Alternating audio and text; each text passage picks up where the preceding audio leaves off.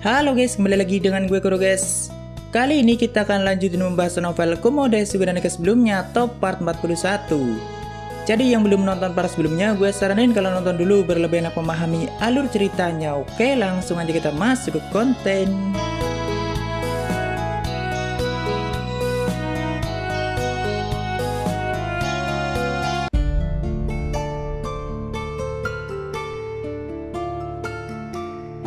Sebelumnya, kita sudah menyimak kegilaan dari kakek Ronan yang tidak mau kalah dari monster seperti Gloria.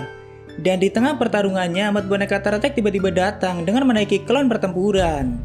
Tapi karena Ronan cukup kesusahan hanya untuk menumbangkan satu Gloria, jadi Viel terus mengejaknya sebagai kakek yang tidak berguna. Awalnya Viel cuma mengejek Ronan dengan sebutan tidak berguna, tapi entah bagaimana, Ael menegur Viel dan mengatakan kalau dia adalah orang tua. Dan jadilah Viel memanggil Ronan dengan sebutan kakek yang tidak berguna. Gua agak bingung sih, apakah Ael memang mempunyai sopan santun dan menyuruh Viel memanggil Ronan dengan sebutan orang tua. Ya entahlah, soalnya Ael yang paling dewasa dan biasa berkomunikasi dengan banyak orang. Tidak seperti saudaranya yang lain, bahkan kan dia sering diberikan misi sendiri oleh Ariel dan Ael bisa menyelesaikannya dengan baik. Dulu terkadang Ael malah bisa lebih dewasa dari Sophia.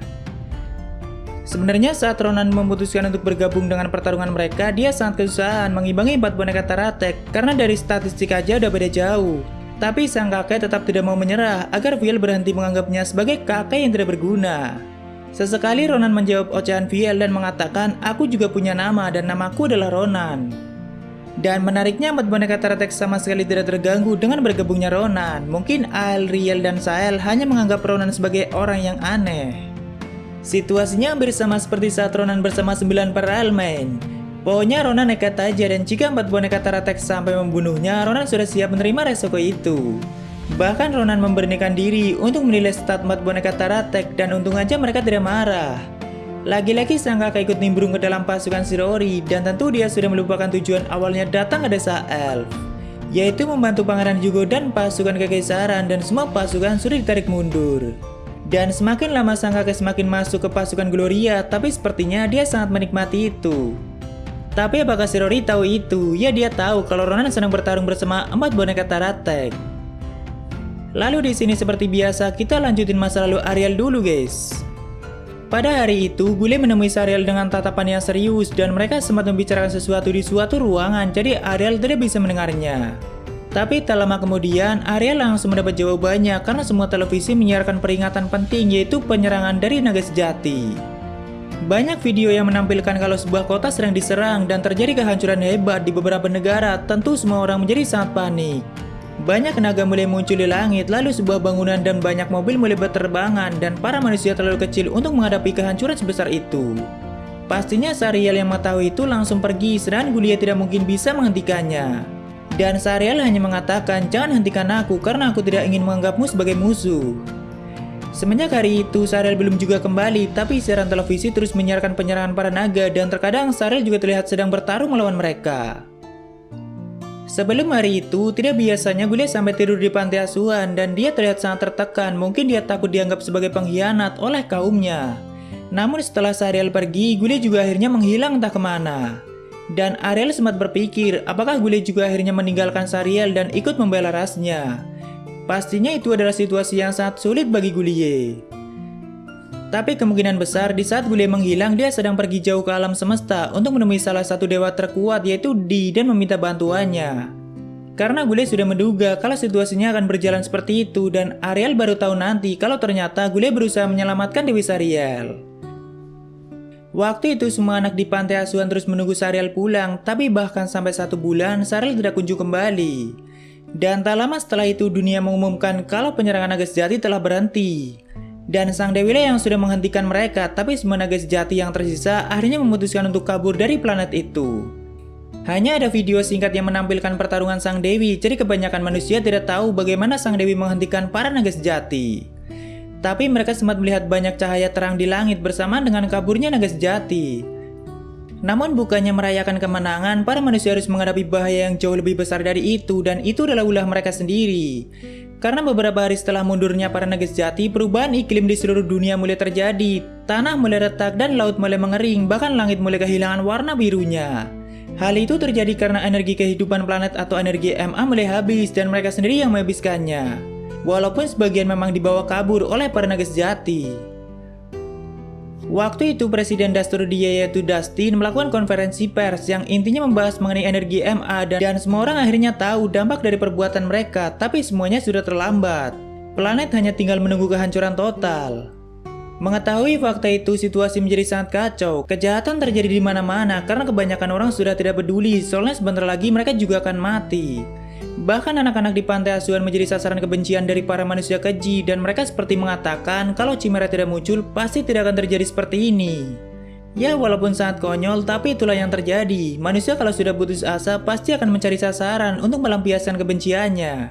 Beberapa dari mereka sampai melempari Chimera menggunakan batu, bahkan ada yang sampai menggunakan senapan. Padahal sang dewi lah yang sudah menolong manusia. Lalu di tengah kekacauan itu ada satu pria penting yang menyebut semua anak di pantai asuhan dan mungkin pria itu adalah utusan Dustin. Koreksi jika gue salah guys, karena di sini nggak dijelasin siapa pria itu atau mungkin saja dia adalah Fuduwei. Semua anak Chimera dijemput menggunakan mobil besar yang sangat aman dan mereka akan dipertemukan dengan sang dewi di suatu tempat. Pria itu juga menjelaskan situasi yang terjadi saat ini yang intinya kata Ariel, sang dewi memutuskan akan mengorbankan dirinya demi manusia dan planet itu. Di tengah perjalanan para anak Chimera bicara banyak mengenai hal itu dan tentu mereka tidak ingin Sahriel mengorbankan dirinya, tapi mereka juga tidak mungkin menghentikan keputusan sang dewi karena jika dia tidak mengorbankan dirinya maka semua orang akan mati. Walaupun sebagian dari diri Ariel tidak peduli mau dunia hancur atau apapun asalkan dirinya bisa bersama sang dewi. Karena Ariel sendiri juga tidak punya banyak waktu lagi. Setelah beberapa lama akhirnya mereka sampai di tempat tujuan yaitu pusat kota Dasturdia atau kantor Dustin. Lalu mereka bertemu dengan sang dewi, tapi sang dewi langsung mengatakan sepertinya aku harus pergi.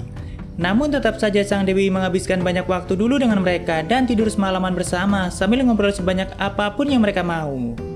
Semua anak Chimera sudah berusaha membujuk Sahriel, tapi tetap tidak bisa merubah tekadnya dan dia hanya mengatakan karena ini adalah misiku. Setelah itu, sang dewi benar-benar akan pergi dan harus berpisah dengan mereka, tapi sebelum itu Ariel memanggilnya. Lalu di sini Ariel memberikan salju sulaman yang dia buat selama ini dan memberikannya pada sang dewi dan juga semua anak Chimera. Agar itu menjadi bukti kalau kita selalu bersama. Dan sebagai perpisahan, sang dewi berpesan pada mereka agar hidup bahagia. Dalam hati mereka hanya bisa menjawab, apakah kami bisa hidup bahagia tanpa sang dewi? Karena dia yang sudah memberikan segalanya. Lalu tak lama kemudian tiba-tiba semua orang bisa mendengar suara Gulia secara langsung. Awalnya dia memperkenalkan diri terlebih dahulu, lalu dia bilang kalau planet itu akan berada di bawah kendali sistem, sedangkan dirinya yang akan menjadi sang administrator untuk mengarahkan manusia sesuai yang sistem butuhkan. Lalu dia menjelaskan mengenai cara kerja sistem dan bagaimana manusia harus bertindak agar sistem terus berjalan. Intinya seperti yang sering gue jelasin, semua manusia dipaksa untuk saling bertarung dan berperang, lalu meningkatkan keterampilan dan mati. Setelah itu mereka akan direinkarnasi menjadi orang yang berbeda dan melakukan hal yang sama.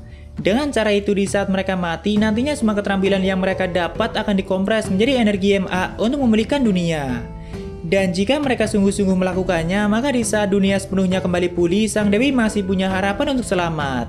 Dan itulah harapan Gulia pada mereka semua. Tapi cara Gulia menyampaikannya juga sangat kasar agar mereka sadar dengan perbuatannya dan mereka sendiri yang harus menebus kesalahan itu. Lebih tepatnya, sistem memaksa mereka untuk melakukannya dan tidak ada pilihan lain selain itu. Bahkan Gulia sampai mengatakan kalimat berulang-ulang dengan sangat lantang yaitu penebusan, pertengkaran, dan mati. Di saat Gulia melakukan ceramahnya, di saat itu juga sistem mulai dibangun oleh Di. Dan semenjak hari itu juga pertempuran yang sangat panjang dimulai demi menyelamatkan sang dewi. Lalu kita kembali ke masa ini guys. Di mana saat itu Ariel sedang terpojok oleh Gloria tipe Q ciptaan Potimas. Waktu itu Ariel sudah mulai terluka dan kepalanya terus mengeluarkan darah, tapi dia masih terus menghindari serangan yang sangat cepat. Sama sekali tidak ada waktu untuk lengah. Karena di sini Ariel menyebut cyborg itu dengan sebutan Omega, jadi kita ikutin aja guys. Cyborg ciptaan Potimas kali ini mempunyai bentuk yang simpel dan mempunyai senjata bor di kedua tangannya. Tapi Omega mempunyai kecepatan dan refleks yang luar biasa, bahkan Ariel mengatakan itu setara dengan kecepatanku atau malah lebih unggul dalam kekuatan penuh. Padahal salah satu keunggulan Ariel adalah serangan fisik dan kecepatannya, tapi itu pun dia masih terluka dan lumayan terpojok. Walaupun saat ini Ariel tidak dalam kekuatan penuhnya karena dia berada di dalam barrier milik Potimas dan barrier itu mencakup seluruh ruangan tempat Ariel bertarung. Atau lebih tepatnya, dia sudah masuk ke dalam perangkap Potimas, padahal dia sudah menduga kalau itu akan terjadi setelah dia nekat masuk ke markas Potimas. Penghalang Potimas ini sama seperti waktu Shirori melawan Potimas di rumah Sophia, guys. Jadi Ariel tidak bisa menggunakan sihir atau kemampuan yang ada di luar tubuhnya seperti benang racun atau skill gelatoninya. Tapi semua kemampuan yang ada di dalam tubuhnya masih tetap aktif, yang berarti kecepatan dan fisiknya masih sangat kuat. Kata Ariel, kekuatan Omega benar-benar tidak masuk akal, dan untuk waktu yang sangat lama, Ariel kembali merasakan bertarung melawan musuh yang lebih kuat. Jadi kali ini dia sangat memperhitungkan semua gerakan dan serangannya, karena untuk waktu yang sangat lama, Ariel cuma menghadapi lawan yang jauh lebih lemah dan jarang berpikir untuk menghindari serangan lawan. Mungkin dia juga harus ikut latihan bersama Shirori agar kemampuannya tidak tumpul. Saat itu dia kembali beradu serangan dengan Omega, dan beberapa kali Ariel berhasil menerapkan pukulan kuat padanya, tapi itu sama sekali tidak melukai Omega. Malahan perut Ariel harus terkena senjata bor dari Omega dan dia sangat kesakitan karena resistensi penghilang rasa sakitnya tidak aktif, dan tentu regenerasi super cepatnya juga tidak bisa digunakan. Jadi luka itu hanya menutup secara perlahan, padahal biasanya jika dia kehilangan setengah tubuhnya, Ariel akan langsung kembali pulih dengan sekejap. Tidak hanya itu, senjata bor Omega juga terdapat racun dan itu mulai masuk ke tubuh Ariel. Tubuh Ariel memang kebal terhadap racun, tapi itu yang ada di dalam sistem, sedangkan racun Potimas sudah di luar sistem. Waktu itu Ariel merasa jika pertarungan ini berlangsung lebih lama, maka dirinya akan semakin kalah. Jadi dia akan menggunakan cara nekat dan barbar. Kali ini Ariel tetap maju dan sengaja menerima serangan dari Omega, dan senjata bor Omega sampai menembus perut Ariel. Tapi di waktu yang bersamaan, Ariel langsung menahan tubuh Omega menggunakan tangan kirinya. Lalu dengan tangan kanannya dia mencengkram kepala Omega sekuat tenaga dan itu berhasil menghancurkannya. Hanya tinggal bagian tubuh Omega yang tidak mengalami kerusakan. Tentu dengan ekspresi buas Ariel mengatakan pada Potimas, "Apakah kau melihatnya?" Lalu Potimas menjawab, "Tapi sayangnya ini belum berakhir dan babak kedua akan segera dimulai." Dia mengatakan itu dengan nada yang cukup bahagia. Tak lama kemudian, semua bagian tubuh Omega yang hancur mulai mencari seperti logam dan itu membentuk kembali tubuhnya seperti semula. Lalu dia mulai menyerang Ariel kembali. Sebenarnya chapter selanjutnya adalah sudut pandang Gulie dan menceritakan pertemuannya dengan Di, tapi kita skip dulu aja guys, nanti kita bahas di part selanjutnya. Kita simak dulu aja pertarungan Shirori yang sedang memanas. Jadi sebelumnya dia baru saja mengalahkan satu landak laut ciptaan Potimas, dan Shirori tidak menduga kalau benda itu diciptakan secara massal, dan kali ini mereka ada 100. Tidak hanya itu, di tengah pasukan landak laut ada cyborg super besar yang mengambang seperti piramid terbang. Di sini Shirori hanya bisa mengatakan Naiwa. Untuk menciptakan dan menjalankan cyborg sebesar itu, pastinya banyak sekali membutuhkan energi MA, dan Potimas dengan gampangnya membuang-buang energi sebesar itu.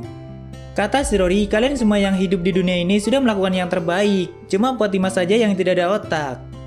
Jika ada banyak piramid terbang seperti itu, pasti Potimas sudah membuat dunia punah dari dulu karena energi yang dia gunakan tidak main-main. Jadi kemungkinan piramid terbang tidak diciptakan secara massal. Lalu setelah melihat ke semua sisi desa Elf, mungkin Potimas memang sengaja mengeluarkan banyak landak laut di saat terakhir atau setelah Gloria berkurang banyak. Karena dia cukup besar dan saat mengeluarkannya dia harus membuka gerbang bawah tanah yang lumayan banyak dan area serangannya juga cukup luas. Jadi landak laut tidak bisa dikombinasikan dengan pasukan Gloria dia sebelumnya. Di sini Shirori masih terus mengamati semua situasi wilayah Elf untuk memastikan kalau semua orang sudah mundur atau tidak dalam jangkauan pertarungannya. Karena dia akan menggunakan teknik yang sangat mengerikan. Mera, Sophia, dan Brad juga sepertinya tahu apa yang harus mereka lakukan, yaitu mundur dan menjauh dari pusat pertarungan. Dan terlihat Brad sedang membawa Okasun dan teman-temannya untuk menjauh, tentunya Heirin juga bersama mereka. Tapi di tempat yang lain, 4 boneka teratek dan sang kakek masih asik bertarung melawan Gloria, jadi terpaksa Shirori langsung memindahkan mereka berlima ke tempat yang lebih aman. Dan mungkin mereka akan kaget karena Shirori memindahkannya secara tiba-tiba. Tapi dia juga tidak lupa memindahkan sang kakek. Mungkin dia akan sangat kegirangan kalau tahu Shirori yang memindahkannya. Jadi saat itu di wilayah Elf hanya tinggal semua pasukan cyborg Potimas dan juga para elf yang masih tersisa. Dan kali ini Shirori akan menunjukkan kengerian dari mata jahat kerakusan yang sebenarnya. Sebelumnya yang digunakan Shirori itu baru versi light-nya guys, dan tentu itu tidak akan cukup untuk mengcounter kekuatan Gulie. Dia serius menciptakan teknik mata jahat untuk mengalahkan Dewa Gulie. Tapi sebenarnya di sini dia masih bimbang apakah harus menggunakannya saat ini atau tidak. Karena di wilayah itu ada Heirin dan Shirori tahu kalau Heirin terus menatap dirinya dari kejauhan. Dan dia sama aja Gulie, jadi jika Shirori menggunakannya, Gulie juga akan tahu teknik itu. Tapi jika dirinya membiarkan senjata Potimas beroperasi lebih lama, maka energi MA akan semakin berkurang banyak. Jadi tidak ada pilihan lain dan Shirori akan menghancurkan mereka dengan sekejap. Shirori bilang, Potimas kau luar biasa dan aku mengakui kau memang kuat, jadi tidak heran kau begitu percaya diri selama ini. Dan kau berhasil membuatku bertarung serius. Ya, seperti biasa dia sedang bergaya sombong guys, dan menyuruh Potimas untuk bangga pada dirinya sendiri karena berhasil membuat Shirori serius. Lalu tiba-tiba piramid terbang menembakkan sebuah laser pada Shirori, tapi dia langsung membuka celah dimensi dan mengirim kembali laser itu ke arah piramid terbang. Tapi piramid terbang juga memantulkan kembali laser itu ke tempat lain dan ledakan dari serangan itu sampai menciptakan kawah yang cukup besar. Shirori tidak menduga kalau dampak dari serangan piramid terbang akan sebesar itu. Apakah Potimas berniat menghancurkan planet ini?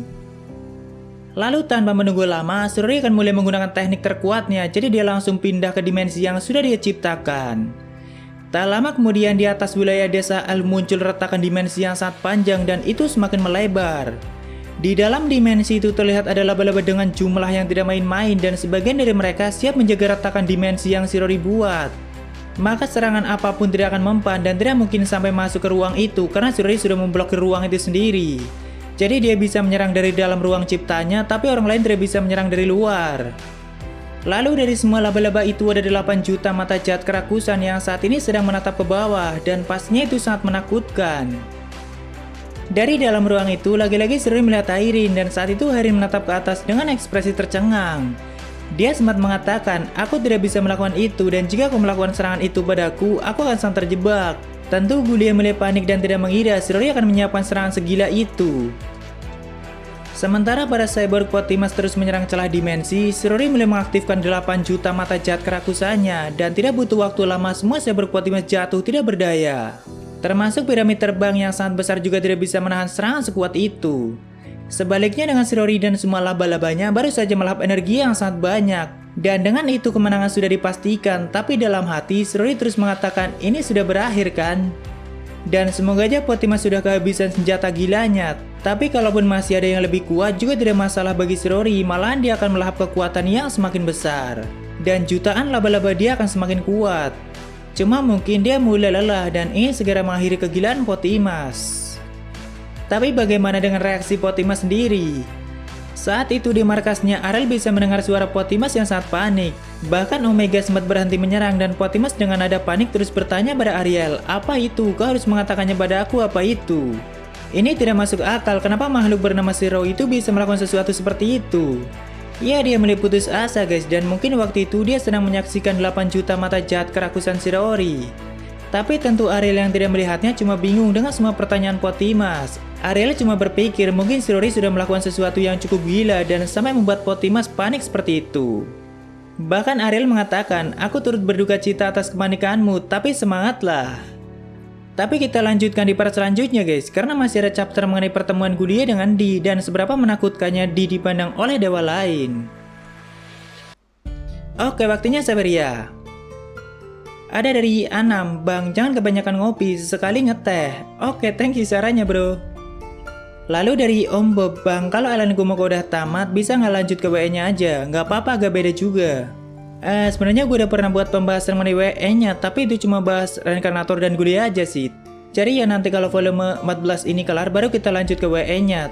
Tapi langsung lanjut dari alur volume 14 akhir aja, biar kalian nggak bosan. Dan itu pun kayaknya cuma beberapa chapter, karena volume 14 ini udah hampir nyentuh WN akhir guys. Thank you bro.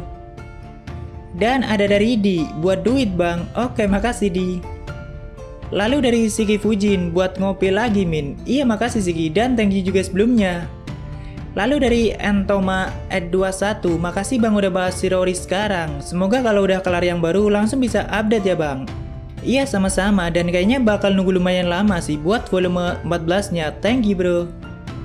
Dan dari Second Engineer, ayo adu mekanik Min, pargoy ala kakek Ronan kayaknya lucu Min.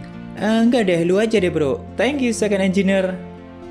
Lalu dari Agung, video pembahasan novel Kumoko part 40 kemarin itu udah novel volume berapa ya?